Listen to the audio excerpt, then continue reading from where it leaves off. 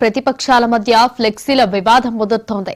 BRS ఫ్లెక్సీల తొలగింపుపై MLA Madhavaram Krishnarao తీవ్రంగా మండిపడ్డారు. Congress BJP పార్టీల ఫ్లెక్సీలను తొలగించిన అధికారులు బీఆర్ఎస్ ఫ్లెక్సీలను మాత్రమే ఎందుకు తొలగిస్తున్నారని ఆయన ప్రశ్నించారు. మాజీ మంత్రి హరీష్ రావు పుట్టినరోజు, కేసీఆర్ జన్మదినం, బీఆర్ఎస్ రజతోత్సవ కార్యక్రమాలకు సంబంధించిన ఫ్లెక్సీలను లక్ష్యంగా చేసుకోవడంపై ఆయన అభ్యంతరం వ్యక్తం చేశారు.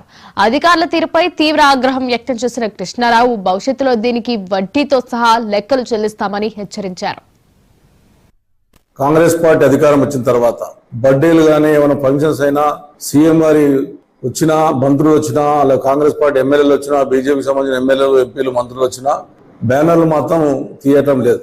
ఒక టీఆర్ఎస్ పార్టీ తెలంగాణ రాష్ట్రం తెచ్చినటువంటి గొప్ప నాయకుడు కేసీఆర్ గారి బర్త్డే నాడు బ్యానర్ కడితే 10 నిమిషాలు తీసి పడేశారు.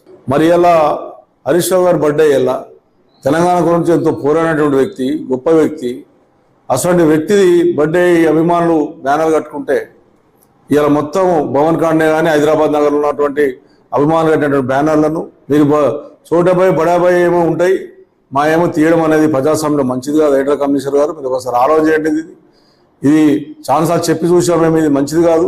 అందరికి ఒక న్యాయం చేయాలి తప్ప మీరు ఒక పార్టీకి ఒక న్యాయం, ఒక పార్టీకి ఒక న్యాయం చేయడం అనేది దుర్మార్గమైన విషయం. ఇది ఇలా నిజంగా అటువంటి గొప్ప నాయకుని బ్యానర్లు చింపడం అనేది ఈ తెలంగాణ రాష్ట్ర